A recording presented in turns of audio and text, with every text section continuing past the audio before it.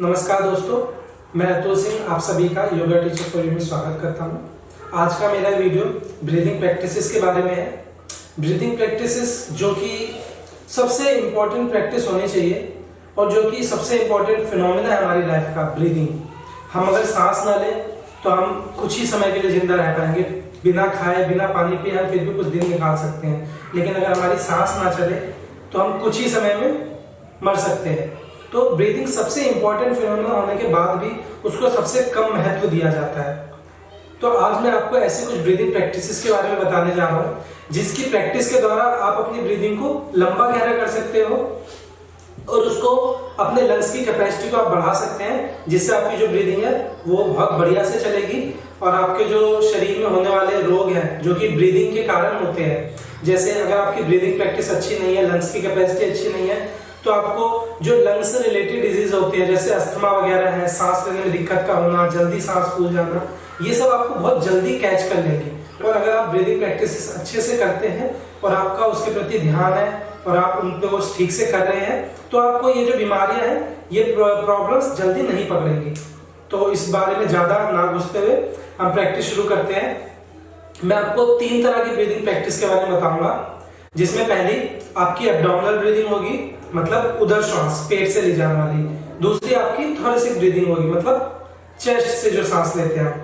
और तीसरी आपकी होगी यौगिक डीप ब्रीदिंग। इसके अंदर हम उदर की और थोरेसिक रीजन की दोनों को हम इंक्लूड करते हैं। तो सबसे पहले हम देखेंगे उदरीय श्वास या फिर एब्डोमिनल ब्रीदिंग। इसमें करना क्या होता है, जब हम सांस लेते हैं तो हमारा पेट मैक्सिमम बाहर की ओर जाता है और जब हम सांस छोड़ते हैं तो हमारा पेट मैक्सिमम अंदर की ओर जाता है।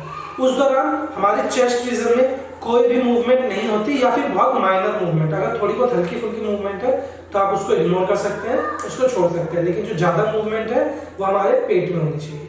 तो हम देखते हैं इस ब्रीदिंग को, उसके बाद हम आगे की ब्रीदिंग के बारे में बात करेंगे।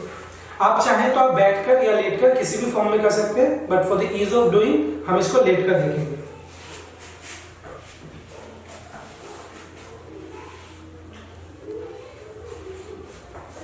इसमें आप चाहें तो अपने हाथ को पेट पर रख सकते हैं ताकि आप देख सके कितनी मूवमेंट है और मूवमेंट है भी या नहीं, और ना चाहे तो आप कंफर्टेबली कर सकते हैं उसको।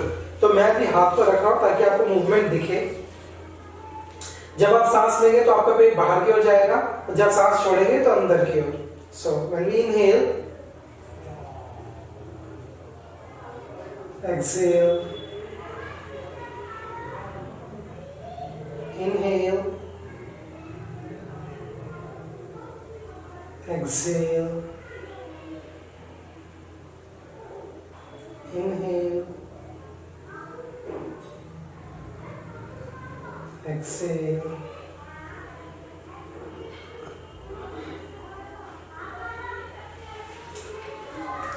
इस तरह से आपको यौगिक डीप ब्रीदिंग करनी है। इसमें आपने एब्डोमिनल ब्रीदिंग अभी हमने की, जिसमें हमने सांस ली तो पेट बाहर आया और सांस छोड़ी तो पेट अंदर गया। सेम इसी तरह से हम थोरेसिक ब्रीदिंग भी करते हैं, जिसमें हम क्या करते हैं, इस बार जो हमारा पेट है, इस बार पेट में कोई भी मूवमेंट नहीं होती या माइनर मूवमेंट होती है, और जो ज्यादा मूवमेंट है वो हम चेस्ट के थ्रू करते हैं, चेस्ट से सांस लेते हैं। तो वो किस तरह से करेंगे आइए देखते हैं हम। दोबारा से आप लेटकर या बैठकर किसी भी उसमें कर सकते हैं। तो हम लेटकर देखते हैं for the ease of doing. दोबारा से आपने हाथों पर रखा, मेरे हाथों पे फोकस कीजिएगा ताकि आपको बेटर मूवमेंट देखने को मिले। तो देखिएगा पेट को पहले हमें टाइट कर लेना है, उसको एंगेज करके रखना ताकि उसमें मूवमेंट नहीं हो। Now will start, inhale, exhale, inhale, exhale, inhale, exhale, inhale, exhale,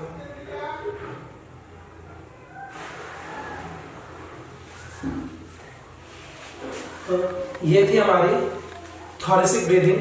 आपने देखा होगा जब मैं थोरेसिक ब्रीदिंग कर रहा था तब मेरे पेट की जो मूवमेंट थी वो बहुत मिनिमम थी या शायद नहीं थी, अगर थी तो बहुत मिनिमम थी। इसी तरह से जो तीसरी तरह की ब्रीदिंग है वो हमारी यौगिक डीप ब्रीदिंग होती है।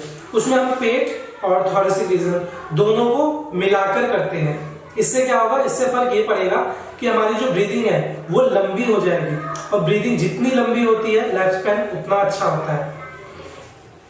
किस तरह से, आप यदि फॉर एग्जांपल के लिए यौगिक डीप ब्रीदिंग किस तरह से करें, मान लीजिए आप एक गिलास ले रहे हैं, गिलास के अंदर जब आप पानी डालते हैं, for example this is the glass, जब आप गिलास में पानी डालते हैं, जो पानी जो है सबसे पहले लोअर पार्ट को भरता है गिलास के, जब आप और पानी डालेंगे तो फिर उसके बाद अपर पार्ट भी भर जाएगा। लेकिन इसके विपरीत जब आप गिलास को खाली करने लगेंगे तो पहले अपर पार्ट से पानी गिरेगा और फिर और खाली करेंगे तो लोअर पार्ट से भी पानी गिरेगा। इसी तरह से हम यौगिक डीप ब्रीदिंग के कॉन्सेप्ट को समझ सकते हैं। जब आप सांस लेंगे तो पहले लोअर पार्ट मतलब आपका एब्डोमेन वो भरेगा, फिर आप सांस को और लेंगे तो आपका थोरेसिक रीजन और कहीं ना कहीं आपका क्लेविकल रीजन में भी ब्रीदिंग जाती है। देन जब आप सांस को छोड़ेंगे तो पहले आप थोरेसिक रीजन से सांस खाली करेंगे और उसके बाद एब्डोमेन से भी सांस को खाली करेंगे।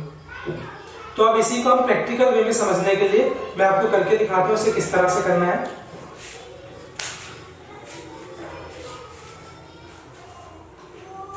Again for the ease of doing and for the ease of understanding हम अपने हाथों को रख सकते हैं चेस्ट पर ताकि आपको मूवमेंट दिखे, या बिना उसके भी कर सकते हैं। तो we'll see with hands on the abdomen and chest. Now as we are going to start it.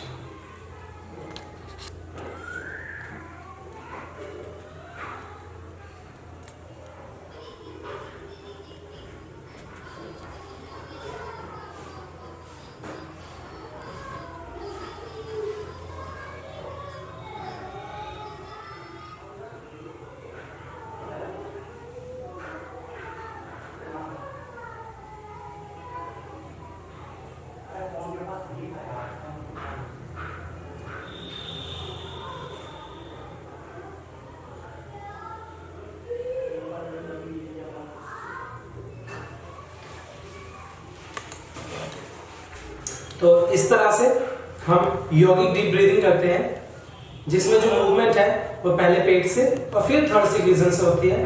और क्योंकि आप दोनों को इंक्लूड कर रहे हैं तो आपकी जो ब्रीदिंग है वो नॉर्मल से लंबी होगी। और लंबी ब्रीदिंग का क्या फायदा है और क्या महत्व है वो मैं आपको एक एग्जांपल के थ्रू बता सकता हूँ। फॉर एग्जांपल के लिए हम 3 प्राणियों को लेते हैं, जिसमें एक कुत्ता है, एक हम इंसान खुद हैं और एक है कछुआ।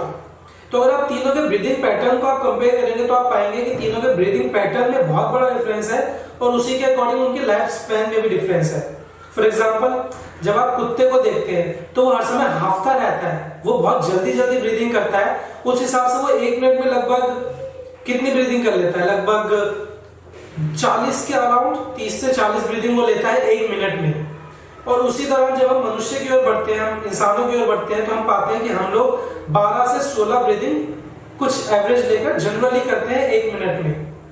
तीसरा कछुआ, तो कछुए का हम ऐसा सुनने में आता है, ऐसा पढ़ने में आता है कि कछुआ 1 मिनट में 1 बार या 2 मिनट में 1 बार सांस लेता है सिर्फ। अब इस सांस के डिफरेंस के साथ आप उनकी लाइफ में डिफरेंस देखेंगे तो कुत्ते की जिंदगी होती है 10 से 15 साल एवरेज। इंसानों की आजकल आप मान के चलिए कि 80 से 100 साल या 60 से 80, जो भी आप एवरेज लेते हैं तो हम 80 से 100 लेके चलते हैं। और तीसरा है कछुआ। कछुए का जानने में मिलता है, पढ़ने में मिलता है कि कछुए की जो आयु होती है वो कहीं ना कहीं 250 से 300 साल है, 150 से 250 साल होती है। तो आप देखिए उनकी ब्रीदिंग में एक कुत्ते की है 30 से 40, इंसानों की है 12 से 16 और कछुए की है लगभग 1 से 2 ब्रीदिंग 1 मिनट में। तो कितना डिफरेंस आता है। तो इसी के साथ अगर आप ब्रीदिंग को अपनी रेगुलेट कर पाएंगे बेहतर वे में, अगर आप अपने ब्रीदिंग को लंबा गहरा बनाएंगे सामान्य लाइफ में, तो आप पाएंगे कि आप बहुत सी जो ब्रीदिंग ओरिएंटेड बीमारियां होती हैं उन सभी से आपको छुटकारा मिल पाएगा। आपका जो मेंटल ब्रेन है आपका वो ज्यादा काम रह पाएगा, क्योंकि जैसे जैसे आपकी ब्रीदिंग उखड़ती है, ब्रीदिंग जितनी डिस्टर्ब होगी आपका माइंड भी उतना डिस्टर्ब होगा और उतने ही आपके शरीर के हार्मोन्स वगैरह डिस्टर्ब रहेंगे। तो एक बेहतर लाइफ के लिए और एक अच्छी जिंदगी जहां पर आपके लंग्स को आप प्रॉपर यूज कर पा रहे हैं, उसके लिए आप ब्रीदिंग प्रैक्टिसेस कर सकते हैं। यदि आपको मेरा वीडियो पसंद आया तो इसको लाइक और शेयर कीजिए और यदि आपका कोई सवाल है तो आप उसको कमेंट बॉक्स में लिख सकते हैं, मैं आपको जल्दी से जल्दी उसका जवाब देने की कोशिश करूंगा। और इसी तरह के और वीडियोस और कंटेंट को देखने के लिए मेरे चैनल को सब्सक्राइब करना ना भूलें। नमस्ते।